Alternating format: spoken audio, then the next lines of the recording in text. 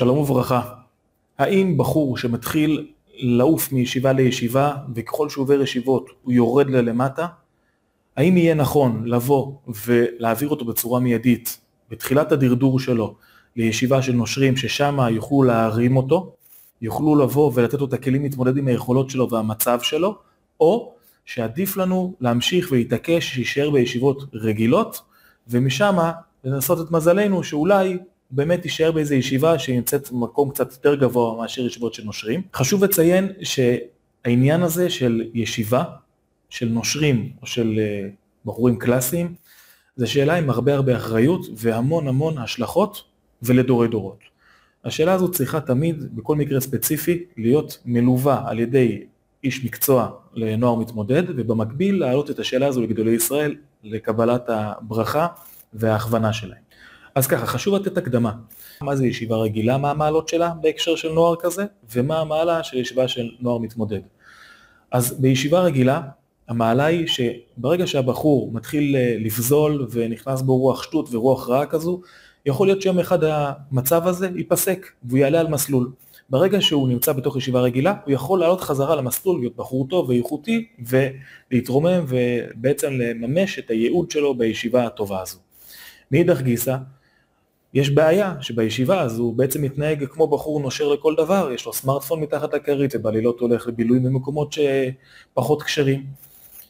ומאידך יש לנו את הישיבות המתמודדים, הישיבות הנושרים. בישיבות האלה צריך לקחת בחשבון שבצד אחד הם באמת יכולים לתת מענה אמיתי, מדויק ופרגמטי לפי כל בחור ובחור, אם זה בלבוש, אם זה בעבודה, אם זה בכמות לימוד, אם זה בחונך צמוד, ומאידך גיסא בישיבות הנושרים יש חיסרון, כי הוא בעצם נפתח ומגלה עולמות חדשים שהוא לא היה חשוף אליהם. גם אם היה לו סמארטפון בישיבה הרגילה, בישיבות נושרים הוא נחשף להרבה יותר מושגים, להרבה יותר בעיות, והניסיון שהיה לו בעבר לא בהכרח שעוזב אותו, יש לו את הניסיון החדש, ניסיונות חדשים שהוא בעצם לא הכיר אותם עד היום.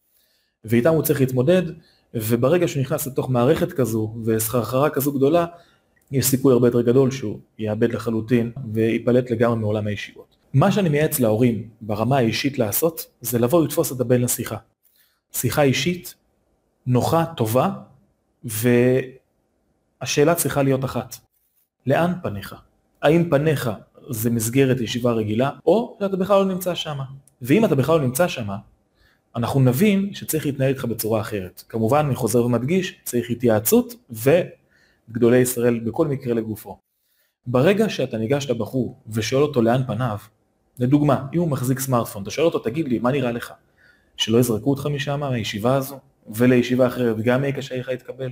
אז אתה בעצם הולך לכיוון של נוישר, לכיוון של מתמודד. אם כן, בוא נשים אותך בישיבה כזו מראש. מהניסיון שלי, 95% מהבחורים, מה שהם הגיבו מיידית להורים, מה פתאום אנחנו לא נמצאים שם? אז השאלת ההורים, למה אתה בעצם מחזיק את המכשיר הזה? למה אתה בעצם עושה דברים שהם כנגד הישיבה?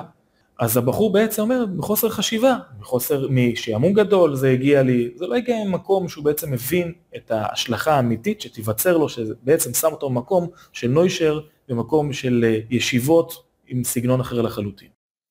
ברגע שהבחור שם את זה מול הפנים שלו, הוא אומר לעצמו, לא, אני לא נוישר, לא, אני לא נמצא שם, אני לא רוצה את זה, אז אוטומטית אפשר להתחיל לעבוד איתו יותר. לצערנו, לא תמיד ההורים מסוגלים ויכולים, ויש להם את הקשר האיכותי הזה שיכולים לבוא לשבת עם הבחור ולדבר איתו בצורה כזו. אליי מגיעים בדרך כלל המקרים שהבחור קצת יותר פזל החוצה, ויש סיכוי גבוה שהוא הולך לישיבת נושרים. ומה שאני עושה בכזה מצב, זה בעצם, ברגע שאני מזהה שעדיין יכול להיות בישיבה רגילה, אני מיידית עובר תהליך אחר. לשאול את הבחור, מה נראה לך יהיה לך יותר טוב בישיבת נושרים? איפה נראה לך ששם תקבל את המענה שאתה לא מקבל אותו בישיבות הרגילות היום? ובעצם הבחור מבין שאם הוא מנסה לברוח ממסגרת שממסגרת אותו ושם אותו במקום של אומרים לו מה לעשות, ואת זה הוא לא רוצה שיהיה לו, הוא יבין שגם אם מסגרת פתוחה יותר, גם אם מסגרת משוחררת יותר, בסופו של יום מסגרת, זה מלשון מסגור, מלשון גדר, מצב שהוא בעצם מחויב אליו. והמצב שהוא מחויב אליו, אז נניח לא חייבו אותו לקום בשעה 7 ולא בשעה 8, אבל ב9 הוא יהיה חייב לקום.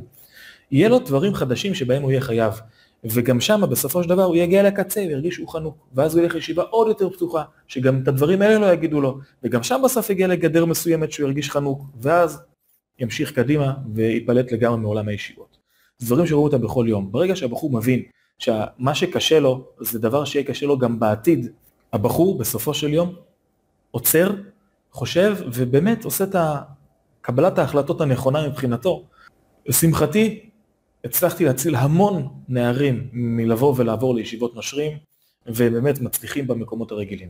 אבל מצד שני צריך לדעת שלפעמים ברגע שהבחור מדבר על קשיים אמיתיים, קשיים לימודיים, מדבר על קשיים של קשב וריכוז, כל מיני נתונים כאלה ואחרים שלא יכולים להסתדר בישיבות הרגילות, לא יעזור לנו לבוא ולהילחם איתו, לשים אותו בישיבה רגילה. כי גם אם נלחמנו איתו והשארנו אותו בישיבה רגילה, בסופו של דבר הוא סוחב את עצמו, לא יוצא מקום של התעלות והתרוממות, במקום של גרירת רגליים לקראת החתונה. מצבים כאלה, הרבה פעמים אני מפנה לגדולי ישראל ומתקבל את ההחלטה כן לשלוח למקום של נושרים, מסיבה פשוטה, כי במקום של נושרים יש את הכלים, כמו שהדגשתי, המיוחדים יותר ממקום רגיל. אפשרי לעשות לו מבצעים, לדרבן אותו, לעודד אותו, וליצור לו מצב חדש, שהמקומות שקשים לו, מקומות שבעצם גרמו לו להפסיד את המערכת הלימודית הרגילה והנורמלית, שהוא יתפוס את עצמו ויבנה את עצמו מחדש. בניסיון מראה שבחור שמתחתן מישיבה של נושרים, הוא הרבה יותר בנוי. הוא הגיע הרבה יותר מבחירה לעשייה שהוא נמצא בה. הוא הגיע הרבה יותר בנוי, גם מבחינה גשמית וגם מבחינה רוחנית, להקמת בית נאמן בישראל. ולכן, לפעמים יש מצבים שעדיף באמת לעשות קיצור דרך, במקום שהילד יתגלגל לשנה שלמה, שנתיים אפילו בישיבות, ולא יעשה שם כלום. בשונה מאם הוא יהיה בישיבה של נושרים, ששם גם יצרו לו מסגרת, שהוא יישב וילמד בתוך הנאה, וכיף ושמחה, ויבנה את עצמו בצורה אמיתית, ולא יהיה עסוק בלקטר כל הזמן סביב עולם הישיבות, סביב החרדים, סביב בחורי ישיבות, שזה בסופו של יום ישפיע על דור העתיד שלו. וברגע שאנחנו מבינים שאנחנו מייצרים לו את העשייה הרוחנית והנכונה בישיבה של נושרים, אז אנחנו אפילו מרוויחים עוד יותר שנמצא בישיבה של נושרים מאשר בישיבה רגילה. ששם הוא לא עושה כלום, ואידך בישיבה של נושרים, הוא בונה את עצמו ויגיע בסופו של דבר לבנות בית נאמן בישראל. בעזרת השם, שיהיה לכולם הרבה נחת והרבה הצלחה.